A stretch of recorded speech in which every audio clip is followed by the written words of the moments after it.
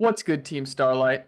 Today we are back with another video, but it's a little something different this time. We have really been loving this format, Perfect Circle. We've been having so much fun, me and Albert playing this on the side, and we wanted to make a video to introduce it to y'all to hopefully potentially grow this format and just introduce something that's a little bit different. It's a nice kind of style that is halfway between sort of GOAT and Edison. So if you're an Edison player and you like the slower, grindier gameplay but want to mix it up and try something new, this is a great format for you to try. So we're going to give you guys some background in this video, explain kind of the ban list, and then at the end we have a nice, cool duel to show off to you. So let's get into some of the details. This format utilizes the September 2007 ban list. The last legal set is Gladiator's Assault, and some of the notable events that utilized this format were SJC San Mateo and SJC Orlando. Yeah, this ban list, I think there was a six SJC events over the course of this ban list, but these two are the most notable because it introduced Light and Darkness Dragon, and Perfect Circle, as we know it, won both of these events. Absolutely. So let's get into the ban list before we kind of show you some examples of decks that you can play in this format. This is the forbidden cards. So GOAT players will probably be sad that Pot, Graceful, and Delinquent Duo are on the ban list, but I personally rejoice. Those kind of sacky cards that exist in GOAT. I enjoy GOAT, but sometimes you just get Trinity'd out the game, and I'm happy to see that those cards are banned. Also notably, Blackluster Soldier and Chaos Sorcerer are banned, so no Chaos at all in this format. And then I've also noted that Cyberstein is banned because there was an era of like Machine OTK that kind of predated this format, and all that nonsense is out the format. So there are some combo and OTK style decks, but they're not the most premier deck of the format. It's more of a kind of control based format at its core, at least from what I've experienced so far. Albert, why don't you talk to us about some of the limited cards? Number one being Crush card.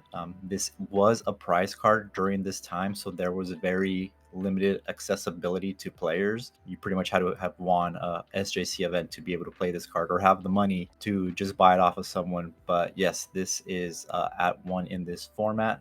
So is Goldtark. That was also a prize card during this time. In our match that you're going to see later, we did opt to not play with Crush card. It made a lot of non-games if you were able to resolve this. Yeah, I think that as a community we can like come together and just choose to play without Crush card if it's like a gentlemaned out the format. It's something that I think that we could like take some inspiration from something like Smash Brothers, where they ban like techniques or maps or certain things to just like make the game more balanced. Because unlike Edison format, Crush card being at 1 is like arguably worse than Deck Devi being at 3 in Edison, because when Deck Devi's at 3, it like warps the format so people like build around it and you can kind of like play around the existence of that card. When this card is just at 1, it's just kind of like a weird, like sometimes you're just gonna get blown out by it. It is better out of the format, so that's the way we've been choosing to play. If the format ends up picking up popularity, of course you could always check with like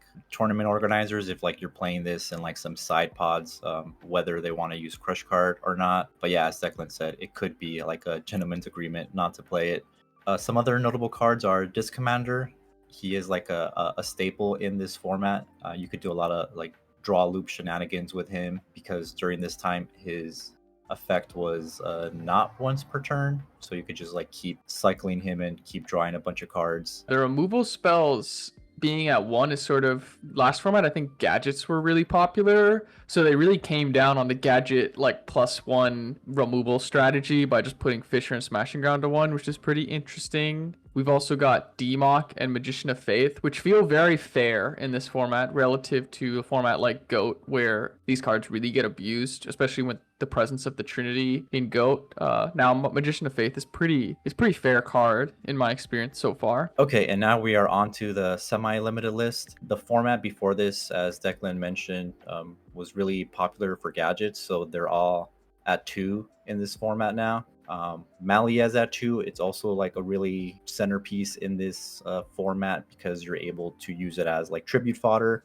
Destiny Draw is at 3, so it's just a really good card to be able to abuse in this format. And if it was at 3, it'd just be crazy. And sadly, this was the ban list that put DDV all the way back to 3. So Edison players are still reaping the consequences of Konami's decision, even in 2010 Yu-Gi-Oh! So I haven't really seen this card be a huge problem so far. Maybe it will be as the meta develops. Now let's get on to some of the decks that you can play in this format. In this format, this is a kind of picture of some of the top decks. We have Perfect Circle Monarch, which is like the namesake of the format itself, which focuses on looping like Destiny Hero Disc Commander, as well as abusing like Ryza and Phoenix Wing Windblast to kind of just set your opponent back in tempo. I won't go into all of these decks here, but what I will say is like if you just look at the decks on the board, there's kind of viable control, combo, and aggro strategies. So I feel like there's something for everyone. No matter the style you'd like to play. I think that the like control slash aggro strategies tend to be a little bit more consistent than some of the combo strategies like Diamond Dew Turbo and Demise OTK. However, maybe the right build just hasn't been found out for those. So it'll be interesting to see the meta develop. One plug I want to make is Totagon, who has a video which we'll like put a link to somewhere on the screen or in the description. And it has like an 8-man tournament with people all playing unique decks. So that's a great video to watch after you're done watching the rest of our video. Yeah, and this format is definitely less explored. Everyone gravitates to Perfect Circle because that's, you know, the namesake of the format, and it is a really powerful deck, but it is also like prone to like bricking. You have some awkward hands every now and then. So I do think that a lot of these other decks can be optimized and a little bit stronger into this format. They just haven't been explored a whole lot. Absolutely. But let's get into the namesake of the format to give people a rundown of what they'll typically be playing against, especially as the format grows. A lot of people gravitate towards this deck, including Albert and myself. We both built our version of Perfect Circle Monarchs, and this is just a sample list that you can play. It utilizes, like I said, Ryza, Light and Darkness Dragon, and the Stratos plus Destiny Hero engine. Notably, Rhoda is at 2, which is extremely powerful in making sure your D draws are live. This deck is so popular that people are even playing DD Crow in the main to counter it, because it can stop the Disc Commander looping, it can hit Malicious, it can hit Treeborn Frog, and if you play with Crush Card, DD Crow doubles as a Crush Card target, which is pretty nice. Also, pulling the rug is seen in a lot of main decks because it hits the gadgets, it hits all the monarchs, and your 3 copies of Stratos. So it's been an important card when we play too. It's kind of a powerful main deckable card in this format as opposed to strictly side deck that you will see in Edison format. Yeah, and the extra deck isn't really, it's not really used in this format. I think there's very few decks that can actually summon from the extra deck, so this is kind of just like a generic, you kind of don't really have to run any cards in your extra deck really. This deck produces really fun, grindy mirror matches, but I think that in our experience, like when the games go long, they're incredibly enjoyable. And as we said before, while this is considered the best deck, I think that there's a lot of potential for people to explore other variations that even utilize some of these powerful cards, like the Destiny Hero engine. You know, back in Edison, everybody thought Quick Draw was the best deck because it won the event, and the meta has evolved so much over time. Like Frog OTK didn't exist back then, and now it's one of the premier decks. Hero Frogs didn't exist back then, now it's one of the premier decks. Same thing, largely speaking, with Value Turbo. While this is kind of the premier deck of the format as we know it right now, I'm excited to see if the format gets explored more, what might pop up as other meta threats. Yeah, now we got some gameplay. Me versus Declan. We're both on Perfect Circle. Starting off with a Rhoda on my end. Grab Stratos. Grab Disc Commander.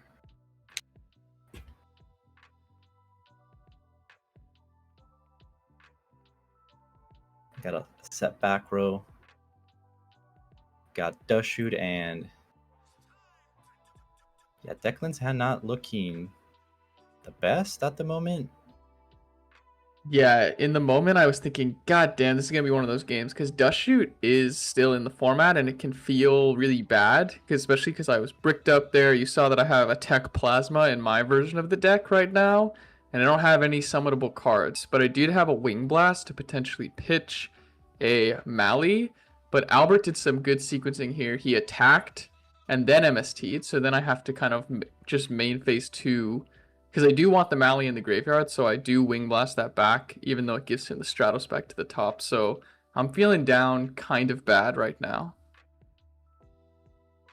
Yeah, and I got Spy into Spy. Summon the Stratos again, just get some more cards in my hand. I just need to see a D-draw and we're off to the races, but dang, Declan drew a Spy that following turn. Yeah, if you had Ryza there, it could have been Jover pretty quickly, but this Spy was very much my saving grace that gave me some footing in this game. And now you see that I just top decked Light and Darkness Dragon. So I'm trying to think here, like if it's worth utilizing the enemy controller that I had in hand, or if I should just straight summon. What I opt to do is I go for Malicious. Oh, oops. Get a third Spy on accident. But there we get the Malicious. And I just decide to double tribute the Light and Darkness Dragon. And I'm going to try to crash in my Gravekeeper Spy into one of his spies. Yeah, and I accidentally put, I think, Mali to the grave there, so I just added it back to my hand. But yeah, Lad is it's really problematic. If it sticks, we have to like use a lot of resources to out it, like Phoenix Wing Blast, Chainlink 1, Chainlink 2, like a Yada or something if you're on that. But it just puts it back to the top of the deck, so it's not really an efficient way to deal with it because it could come back. I think that's why a lot of decks choose to play the Spirit Reaper, and of course you have Treeborn Frog to deal with it, but Treeborn is at 1, so there are some nice outs, but here's a decent one. Albert goes Summon Card Trooper, Priority Mill, and then Chain Torrential, so that does deal with the Lad, and he gets to draw a card, but I do get a Spy in defense mode off of that. But here you go with Premature. Yeah, I did mill 2 Ryzas with that Trooper, and Ryza's like one of your boss monsters in here, so now I'm down 2 boss monsters. And I still know Declan has a Plasma, so if he's able to stick 2 more bodies, this could get a little out of hand. So let's see what I decided to go for here. First, we're going to start with the Fearmonger. And I'm just going to choose to attack. Play it a little slow. Fearmonger's effect is if he's destroyed by battle, then in the following standby phase, he can revive a Destiny hero in your graveyard. So he can be pretty useful to bring back the Disc Commander. So Albert cracking back with Cyber Dragon and his own Fearmonger. So now I have the threat of his card coming back. Because I'm only getting to bring back a Mali here, but next turn he's threatening to bring back the Disc Commander. Yeah, Cyber Dragon's at 3 in this format, and there's no Chimera tech, so it's just like a good card that you can main deck. You can special summon it, like tribute it for Caius. He has really good stats, so he gets over Spy. So I was just teching 1 copy of it in my deck. So here I'm thinking I can't allow that Disc Commander to come out. Albert's already gone +2 with Disc Commander once this duel. If you start doing it multiple times, it's gonna get out of hand. So what I opt to do is summon a DD Warrior Lady. And I think I'm gonna choose to attack here and check for any sort of like D Prison or Mirror Force. and he doesn't have anything, so I go attack with his Cyber Dragon. And then main phase 2, I'm going to special summon Spell Striker, which is another tech card I've been trying out to help make Plasma live. And this is going to allow me to summon the Plasma. And so even though the Disc Commander is going to get revived, it won't get its effect, which is pretty nice.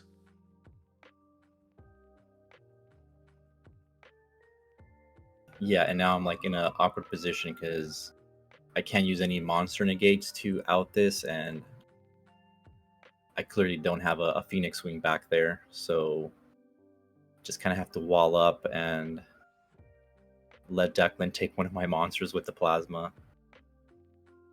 So I'm going to take that set one. I don't know what it could be, but if it's a graveyard effect, I don't want it like going off if I attack over it. I believe it ended up being a Sangan. And yeah, so I did get really lucky that Albert milled his Ryzas earlier. He's got the Crow for my premature. There you see the Crow coming in. But the Ryza could have just gotten over my Plasma, so thankfully it's sticking here, and now I'm going to keep beating in.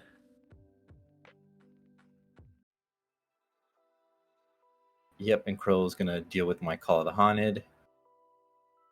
So I'm just going to keep taking a ton of damage, and I'm down to 300 now. But I just drew Soul Exchange, so I'm just going to set my own Mali. And we weren't sure if Sangan triggers, but yeah, I think it does. We think it does, so let us know if the comments if it doesn't. But I grab DD Warrior Lady, and I might be able to swing this game back. I got Rug for the Stratos.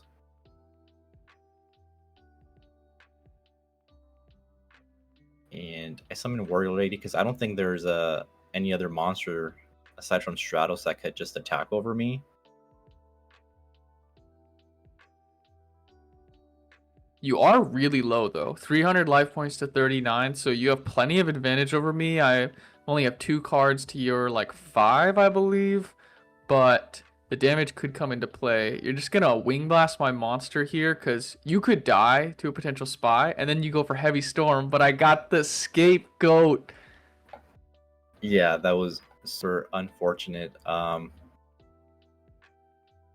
Yeah, I don't know if I should have flipped this set card and started just attacking the tokens, but I was just afraid of losing, getting attacked over. And so here, I believe I drew a Ryza for turn. And Albert's not attacking my set monster because it could be Gravekeeper Spy and he doesn't want to die. But I am just going to go for Ryza. I checked the graveyard, targeted the back row, and attack over the DD Warrior Lady for game.